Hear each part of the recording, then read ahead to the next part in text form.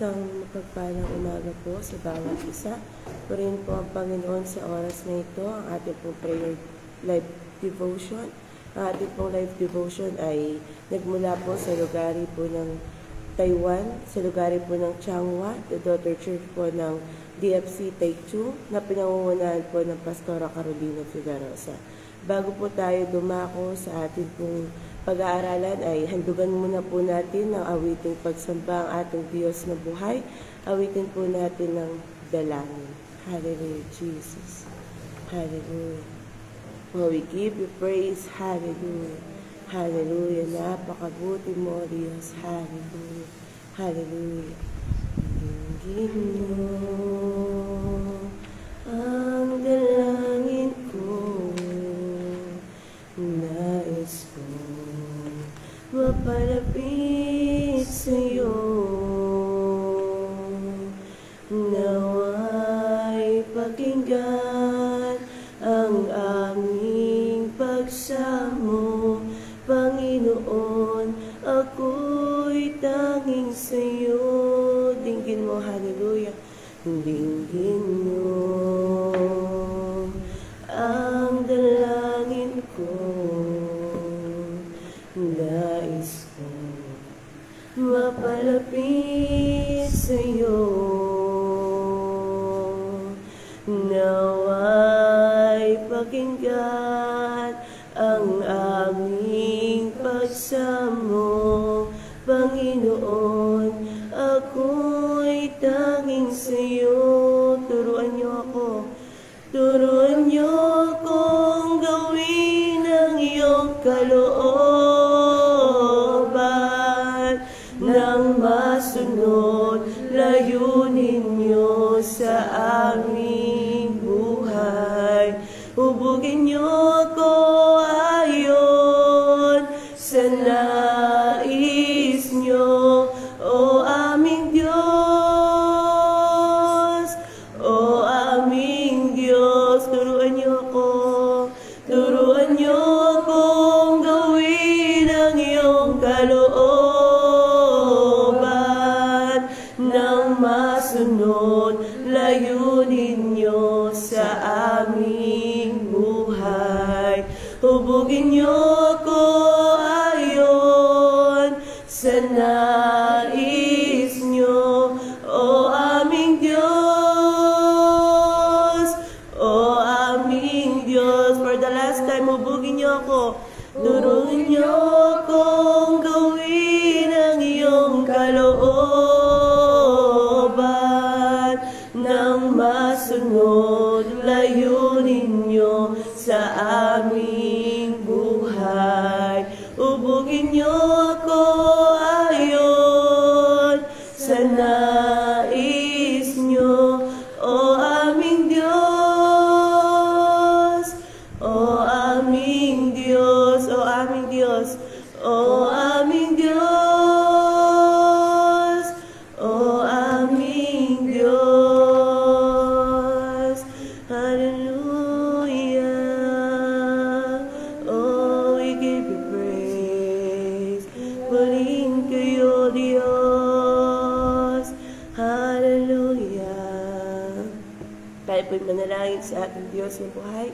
Aming Diyos, aming Ama, mabuti dakila, wala nang hihigit at sasapat sa iyo, wala nang papantay sa iyo, Diyos. Salamat po sa umagang ito, bagong pag-asa, bagong kaunawaan, bagong kaalaman na nagmumula sa inyo, patuloy naming mararanasan. Salamat po, Panginoon, sa bagong kalakasan at bagong biyaya na patuloy mong pinagkakaloob sa amin. Patuloy po namin hinihiling ang kalinisan na nagmumula sa inyo, patuloy naming maranasan sa oras na ito ang iyong kapatawaran at kalinisan, O Diyos. Maging karapat dapat kami, Ama, na tumanggap ng pagpapala at pagpapalo buhat sa inyong mga salita at kalooban sa aming pong buhay. Patuloy ko pong dalangin na sa oras na ito, Panginoon, na ang mga kapatid ko pong makikinig ng iyong banal at makapangyarihang salita. Patuloy niyo po silang tabihan, patuloy niyo po silang tabihan at ipaunawa sa kanila ang kalooban at ang nais mo sa kanila pong buhay sa umagang ito. Maghari ka po sa puso nila at maghari ka sa buhay nila, Panginoon. Salamat po, Ama. Tinataas ko po sa iyo ang iyong abang lingkod na gagamitin gamitin sa araw na ito, Panginoon, ang daluyan ng iyong banal at makapangyarihang salita, ang Pastora Rhea Mercado, Panginoon. Patuloy niyo po siyang samahan, linisin ang kanyang labi, Panginoon, at patuloy na maihayag ang nais niyo at kalooban niyo sa buhay ng bawat isa, Panginoon. Punuin niyo po siya ng talino, punuin niyo po siya ng kaunawaan at kaalaman na nagmumula sa inyo, O Diyos, at patuloy na kayong maitaas at maitanghal sa kanyang buhay sa oras na ito. Samahan niyo po siya hanggang sa umpisa at ang huli nito, Panginoon. Kayo ang mapurihan, kayo ang maparangalan. Ang tagumpay na nagmumula sa inyo ay patuloy na po namin inaangking internet connection, Panginoon, ay patuloy na kayong umahawak nito. Salamat, salamat po, Ama. Purihin kayo, O Diyos, luwalhati ng iyong dakilang pangalan. Ito po ang aming dalangin sa pangalan po ng Panginoong Yesus na aming tagapagligtas, at ang lahat ng anak ng Diyos ay magsabi ng Amen. Amen po rin po ang Panginoon, at tinatawagan ko na po Pastora Rhea Mercado sa pangunguna ng ating buhay na makapangyarihan.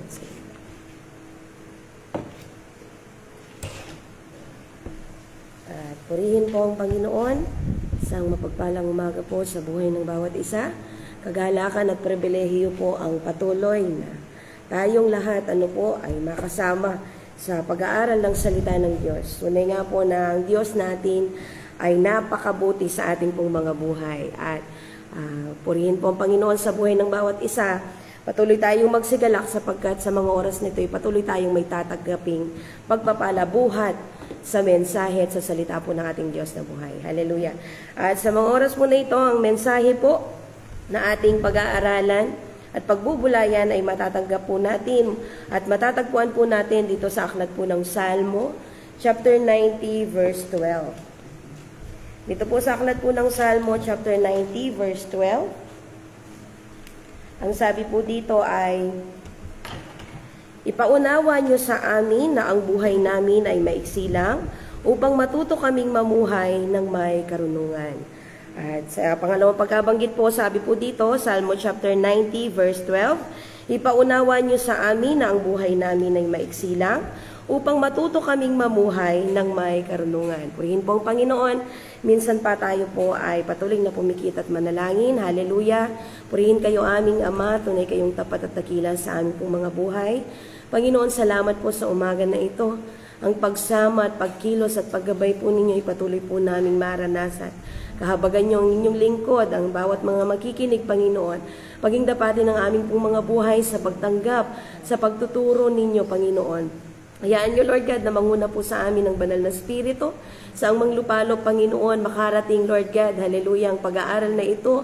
Sa mga makikinig pa, Lord God, hallelujah, ay patuloy, Lord God, na dalangin po namin ang karunungan at kaunawaan ay patuloy mo, Lord God, na ibigay sa amin ng sagayon, Panginoon. Alam namin, Lord God, hallelujah, na talagang may ituturo ka sa aming pong mga buhay at patuloy kang maituturo sa aming paglakad, sa aming pong mga spiritual na pamumuhay. Salamat po, Ama, hallelujah. Kayong patuloy na maparangalan, madakila, Panginoon, sa buhay na ito. Kayong patuloy na maluwalhati sa pangalan po ng aming pong Panginoong Yesus. At ito ang ating samot panalangin na may kasama ng pasasalamat sa ating Diyos na buhay. At ang lahat po ay magsabi ng Amen. So, isang mapagpalang umaga po ulit sa buhay ng bawat isa. Tayo po ay nandito muli sa Door of Faith, Changhua po, bahagi po ng Taiwan, kung saan ay tayo po ay mag-morning life devotion. So, dito po sa ating binasang teksto ay mababasa po natin ito sa aklat po ng ASND. Napakaganda, napaka-clear ng sinabi niya, na sabi po dito, 90 verse 12, ipaunawa niyo sa amin na ang buhay namin ay maiksi lang upang matuto kaming mamuhay ng may karunungan. So, kinuha ko po siya dun sa salin ng KJV. At sabi po doon ay, so teach us to number our days that we may apply our hearts unto wisdom. Sa isang translation din po, maganda din siya kasi talagang mas pinababaw po. Good News Translation, sabi po, teach us how short our life is so that we may become wise. So, ito pong bagay na ito, ay lagi, madalas nating marinig. At kapag lagi tayong nakakapakinig ng salita ng Diyos, minsan, kahit pa ulit-ulit na yung mga salita po ng Panginoon na naririnig natin, pero kapag itinuturo ito, na talagang makikita po natin na laging bago ang mensahe ng Panginoon para po sa atin. At dito ay ang pinag-aaralan po natin ngayon ay isang bahagi na panalangin ni Moses sa Panginoon. Sino ba si Moses? Si Moses lang naman po yung nakakita nung ang paraon po ay pagmatigasin ng puso ng Panginoon. Kung saan siya po yung nakasaksi dun sa galit na pwedeng gawin ng Diyos. Kaya nakita natin dito sa teksto na ito na sinabi ni Moses sa Panginoon at ipinanalangin niya, Panginoon, ipaunawa niyo sa amin na ang buhay namin ay maiksi lang upang mamuhay kami ng may karunungan. Tunay na pinapanalangin niya sa ating Diyos na buhay, na yung buhay natin ipaalala sa atin, na napakaiksi ng buhay natin. At nabanggit din po sa na ang buhay namin ay hanggang dito po sa 90 verse 10. Sabi niya, ang buhay namin ay hanggang 70 taon lang. Kung malakas pa ay aabot ng 80 taon. So, sa mga panahon po natin, mga kapatid, ay makikita natin na hindi naman lahat nakakaabot ng 70. Amen po. At minsan ay nasa sinapupunan pa lang, minsan ay nasa kalagitnaan ng teenage time, at minsan ay talagang purihin ng Panginoon kung tayong lahat ay aabot pa doon. Pero, alam niyo po ba na talagang si Moses, nakita niya na dapat maging matalino tayo, maging wais tayo, maging aware tayo. Alam niyo po, dito pa lang sa una na sinabi na ipaunawa niyo sa amin na ang buhay namin ay maiksi lang, isang pagsasabi sa atin na kailangan maging handa tayo. Amen po, na hindi tayo padalos-dalos. Tayong mga Kristiyano po ay talagang inaasahan ng Panginoon, na lagi tayong lumapit sa Kanya, Lord, give us the wisdom to live this life. Kailangan maging marunong po tayo. Naririnig natin yan na kailangan maging marunong tayo. Pero sa paanong paraan tayo magiging marunong? Yung magkakaroon po tayo, dun sa paraan na alam natin na lalago tayo at malalaman pa natin na paano pa mamuhay sa napakaiksing panahon. At ito po yung mga bagay na inilagay sa akin ng Panginoon habang ako'y nag-aaral kagabi, na di ba po kahit ang mga araw na halimbawa ay kasal, kapag alam mo na malayo pa yan, ay ang ginagawa mo ay prepare lang ng unti-unti. Pero kapag alam mo na yung araw mo or yung araw ng kasal mo ay mangyayari na bukas, hindi ka na magpapatumpik-tumpik. Lahat ay gagawin mo na. Ganon din po yung sinasabi, ng aklat po ng Ecclesiastes, chapter 7, verse 4. Sa NLT version, sabi po niya dito, a wise person thinks a lot about death, while a fool thinks only about having a good time. So, dito po ay talagang sinasabi, yung tao na wais, o yung taong may karunungan, sabi po dito ay, iniisip niya na yung what is for her or his eternal life. Yung kapupuntahan niya dun sa dulo. Amen po ba? Tayo, mga bilang mga Kristiyano, yan yung pinaka na talagang dapat ay nagiging aware tayo. How we do every day of our lives. Yung gumawa ka lang ng maliit na kasalanan, may conviction na agad sa'yo, naku, baka matagpuan ako ng Panginoon na ganito. Baka abutan ako sa ganitong kalalagayan. At madalas kong marinig sa aming pong pastor, ay lagi nating ipanalangin sa Panginoon na kapag kukunin na yung buhay natin, Panginoon, dalangin namin na matagpuan mo kaming nasa gawain ninyo at gumagawa ng mabuti. Kasi sabi po ng salita ng Diyos, kung saan tayo dadatnan ng Panginoon, doon tayo hahatulan. At matakot tayo bilang mga anak ng Diyos, na gamitin natin yung panahon, yung oras natin. Saan ba? Para saan? Di ba po, sabi po ay sa mismong salita din ng Diyos, nilikha ang lahat ng bagay para sa Panginoon.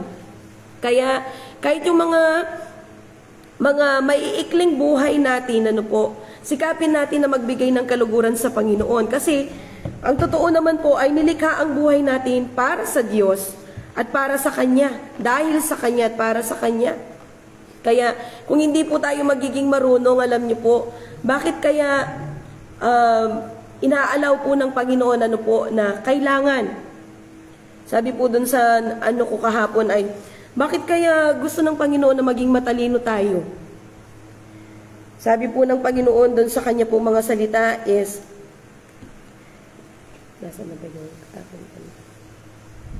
sabi po dito, why God wants us to be wise. Makipagbukas po kayo sa akin dito sa aklat ng Kawikaan, chapter 3, verse 13 to 18. Bakit kaya gusto ng Diyos na maging matalino po tayo, or maging may karunungan tayong mamuhay, sa mundong ito? Kawikaan, chapter 3, verse 13 to 18. Sabi po dito, mapalad ang taong may karunungan at pangunawa, higit pa ito sa pilak at ginto. At sa ano pa mang mamahaling bato. Walang anumang bagay ang maaaring ipantay dito. Mapapahaba nito ang iyong buhay at mapapaunlad ang iyong kabuhayan na magbibigay sa inyo ng karangalan. Ang karunungan ay magpapabuti ng inyong kalagayan. Mapalad ang taong may karunungan dahil magbibigay ito ng mabuti at mahabang buhay. Amen. Para malaman po natin kung paano natin lakaran yung buhay po natin. Amen po. At nakakatuwa na laging ipinapaalala sa aklat po ng Hosea chapter 4 verse 6 at sinasabi mismo ng salita po ng Panginoon na napapahamak ang aking mamamayan dahil kulang ang kaalaman nila tungkol sa akin. Totoo po yan. Kapag po tayo ay mangmang o walang kaalaman tungkol sa salita po ng ating Panginoon, sorry po for the word, pero alam natin that our God, na talagang kapag sinasabi niya, na sa Biblia na huwag kayong mamuhay tulad ng isang hangal, isang mangmang. He is very vocal. Kasi sinasabi niya sa atin na huwag maging ganon. Amen po, na talagang ayaw salain ng Lord sa atin yung mga dapat na matutunan natin.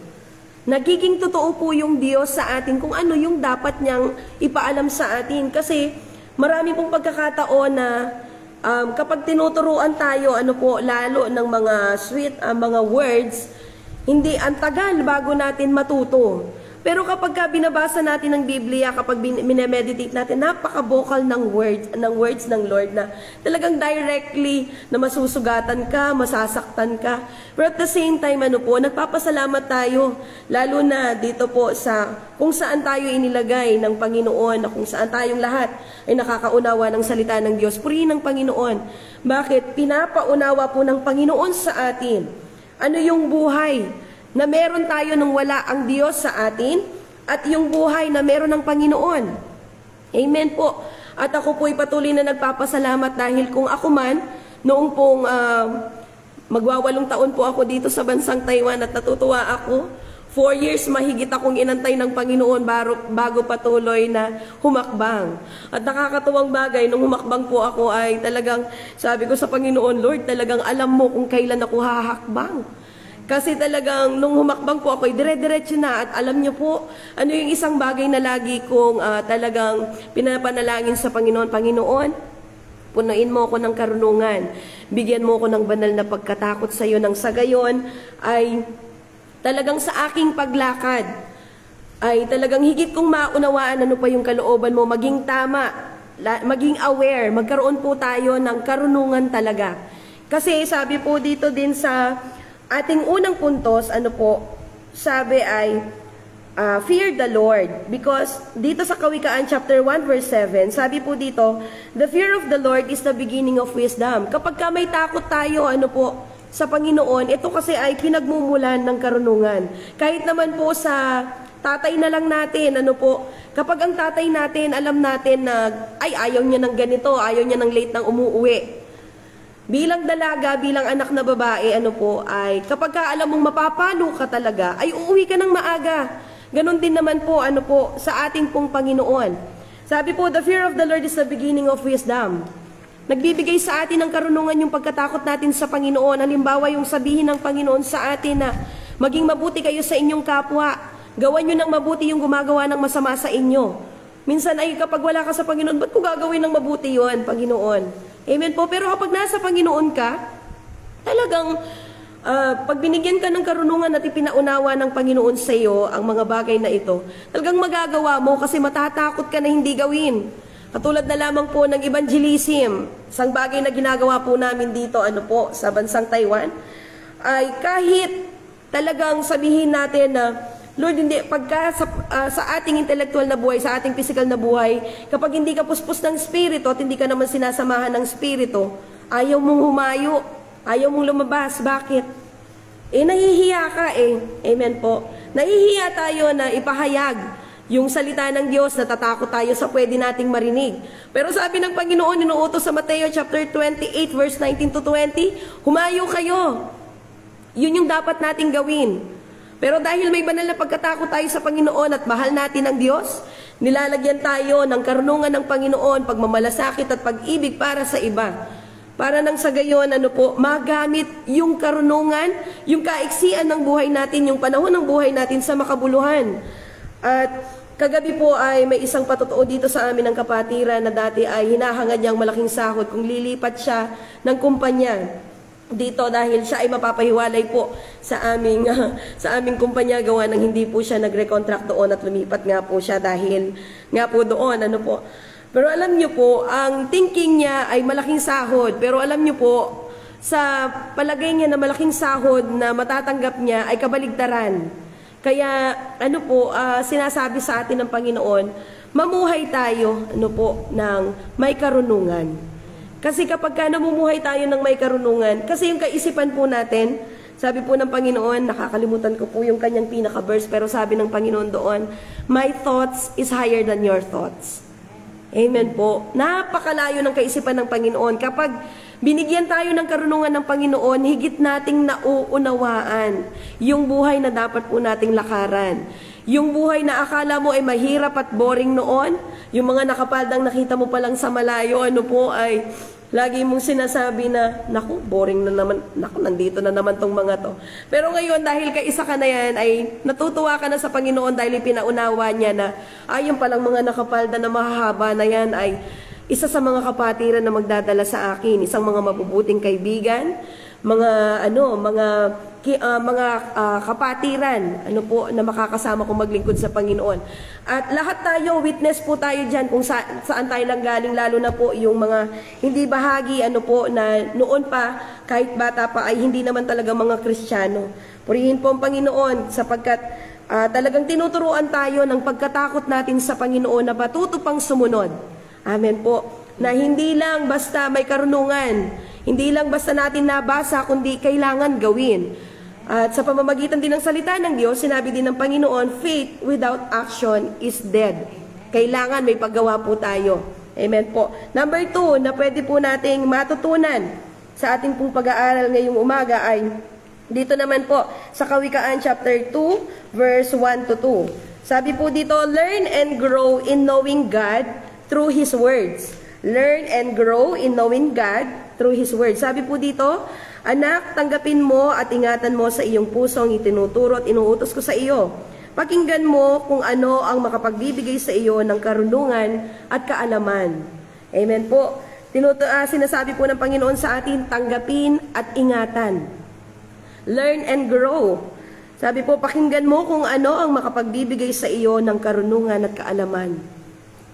So sa ating pong mga buhay, kahit hindi na-explain pa ng napakahabang pag-explain po ito, nauunawaan na natin.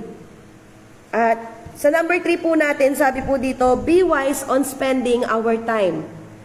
Manage our time or be wise on spending our time. Sa Efeso chapter 5 verse 16 po. Sa Efeso chapter 5 verse 16.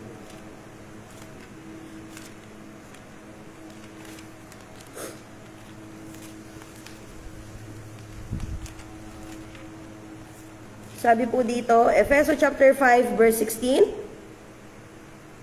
Verse 15 po pala, magi-start po tayo sa verse 15. Efeso chapter 5 verse 15, sabi po dito, kaya mag-ingat kayo kung paano kayo namumuhay. Huwag kayong mamuhay tulad ng mga mangmang, kundi lang ng marurunong na nakakaalam ng kalooban ng Diyos. Verse 16, huwag ninyong sayangin ang panahon ninyo, gamitin ninyo ito sa paggawa ng mabuti, dahil maraming gumagawa ng kasamaan sa panahong ito. Amen po. Tayong lahat ay aware po dyan. At yung sinasabi po ng Panginoon dito na be wise on spending our time, yung ilaan na natin sa pinakamabuting paggawa. sa pinakamabuting bagay, yung panahon po natin. Number 1, saan yun? Sa pananalangin. Pangalawa ay sa pagme-meditate ng salita ng Diyos. Dahil ang nagtuturo po, ang mapa po natin ay ang mismong salita ng Diyos. Amen po. Sa pagkikinaig pa sa Panginoon, worshiping God. At hayaan natin na patuloy na mangusap sa atin ng Panginoon. May nais po akong ibigay sa inyo na isang bersikulo bago tayo maghiwa-hiwalay po mga kapatid. Dito natin matatagpuan sa 1 Corinto chapter 2 verse 9 to 10. Madalas daw natin itong gamitin. Ngunit nakakalimutan natin ano po yung isang bersikulo na dapat pala ay kapatid ng verse 9. Kaya kailangan ano po sa paghahayag ng salita po ng ating Panginoon, talagang nagiging matalino din tayo. Kasi kapag wala tayong karunungan na nagmumula sa Panginoon, nagiging short lang yung ating mga kaalaman. Sa 1 Corinto chapter 2 verse 9 to 10. Sabi po dito, ganito nga ang sinasabi sa kasulatan, wala pang taong nakakita, nakarinig o nakaisip sa mga bagay na inihanda ng Diyos para sa mga nagmamahal sa Kanya. Kasama po ang verse 10, sabi po dito, ngunit ang mga bagay na ito'y ipinahayag na sa atin ng Diyos sa pamamagitan ng Kanyang Espiritu, sapagkat ang lahat ng bagay ay nalalaman ng Espiritu, maging ang malalalim na kaisipan ng Diyos. So anong sinasabi po dito sa atin? May mga bagay na akala natin hindi pa ipinahayag sa atin. Kung babanggitin po natin yung verse 9, wala pang taong nakakita, nakarinig, o nakaisip ng mga bagay na inihanda ng Diyos para sa atin. Madalas po natin yung gamitin. Ano po? Lagi po natin yung ginagamit na wala pang nakakita. Mali po. Tayo pong mga Kristiyano, sabi po dito sa verse 10, ngunit ang mga bagay na ito'y ipinahayag na sa atin ng Diyos sa pamamagitan ng Kanyang Espiritu. Nung tinanggap po natin ang banal na Espiritu ng ating Panginoon, nung tayo po ay nagpabautismo sa tubig, nilinis, tayo po ay binautismohan sa Espiritu, tinanggap natin ang Espiritu ng Diyos, ay ipinahayag niya sa atin yung mga bagay na mangyayari at yung mga bagay na nandito. Amen po, na nangyayari, na nakikita natin na, oo nga no, yung Biblia, buhay na buhay. Very present yung mga word po. At hindi mo makikita yung, ano po, yung parang, wala namang buhay yung binabasa ko. Liban na wala ka sa Espiritu, mararanasan mo yun. Pero kapag nasa Espiritu ka po at binasa mo ang salita ng Diyos, makikita mo po yung pagpapahayag ng Diyos ng may karunungan. Ipinahayag sa atin yung sekreto ng Diyos. At marami pa po, ano po, na dati ako ay nagsasabi na, John chapter 3 verse 16, na sinasabi natin doon na for so God who loved the world that He gave His only begotten Son, for so ever who believes in Him shall not perish but have everlasting life. Ay, naiisip ko na hindi naman tayo kasama dun sa mga pinangakuang bayan. Doon lang tayo sa mga kasama sa mga sumampalataya. Pero alam niyo po, sa kakabasa natin ng Biblia, ay pinahayag doon sa atin na kasama tayo at bahagi na tayo doon sa kaligtasan na ibinibigay po ng Panginoon mula nang tanggapin natin ng Panginoong Hesus bilang ating hari, bilang ating sariling hari at sariling tagapagligtas ng ating pong mga buhay. At purihin po ang Panginoon. Salamat po. Kasi kahit naman po sino sa atin, ano po, na lumalakad sa ganitong pamumuhay, sa spiritual na pamumuhay po natin, maging sa ating mga physical na buhay, alam niyo po yun, pinapaunawa sa atin ng Panginoon, mapatingin ka lang sa isang sitwasyon. Lagi niyang pinapakita ito, magiging maganda yan. Ang banal na Spiritong tinanggap po natin ay nagpapahayag ng mga bagay na mangyayari na. Purihin ng Panginoon. Tayo po yung pinakamayaman, kaya wag po natin kakawawain ang ating pong mga sarili. Ano po? Kung dumaraan tayo ng mga pagsubok, manatiling nakangiti yung mga mukha natin. Nagliliwanag tayo sa kahit anong sitwasyon. Alam niyo po, we are the very artists in this world. We are the very artists in this world. Na kapag ka nandun ka sa mahirap na pagsubok, kapag susubukin ka, nakatingin sa iyo ang mga tao at tuon liliwanag ka. Kapag ka lumakad ka ng may karunungan.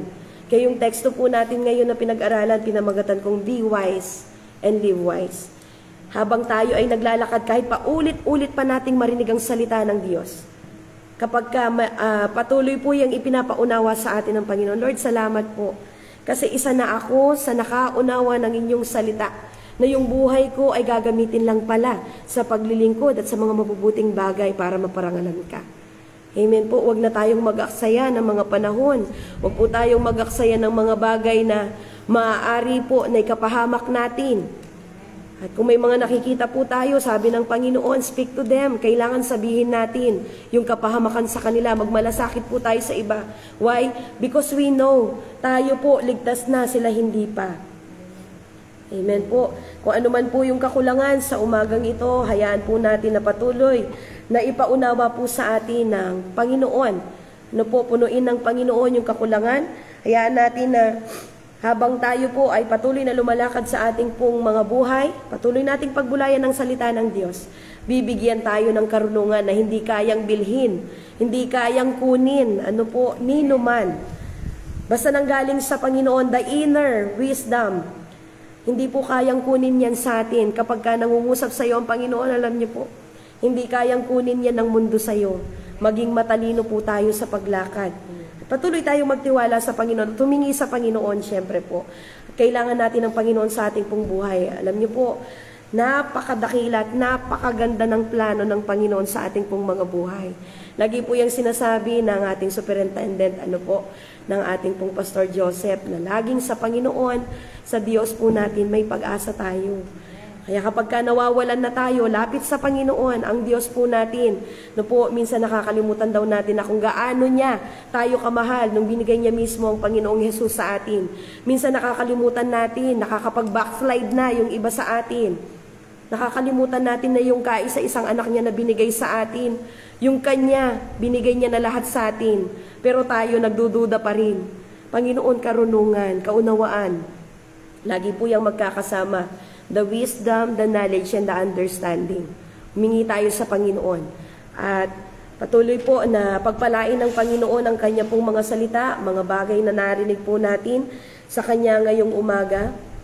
At dalangin po namin na patuloy na maging kabahagi po ang bawat isa sa patuloy na paglilingkod. Palakasin tayo ng Panginoon, patatagin tayo, palakarin tayo ng may karunungan, pagpalain pa tayo ng Panginoon. At purihin po ang Panginoon dahil talagang tayo unawa natin yan. At salamat sa ating Diyos na buhay. At ngayon po ay patuloy po tayong manalangin, patuloy po nating seryohan ang gawain po ng ating Panginoon. Hallelujah! Yes, Lord. Purihin ang inyong dakilang pangalan naming Panginoon. Hallelujah. Salamat po sa inyong katapatan, sa inyong kadakilaan, Panginoon. Tunay, Lord God, na sa aming pong paglakad na ito, turuan ninyo kaming na may karunungan. Mapahalagahan namin yung panahon, yung maiksing oras namin na nalalabi po, Panginoon, sa mundong ibabaw na ito.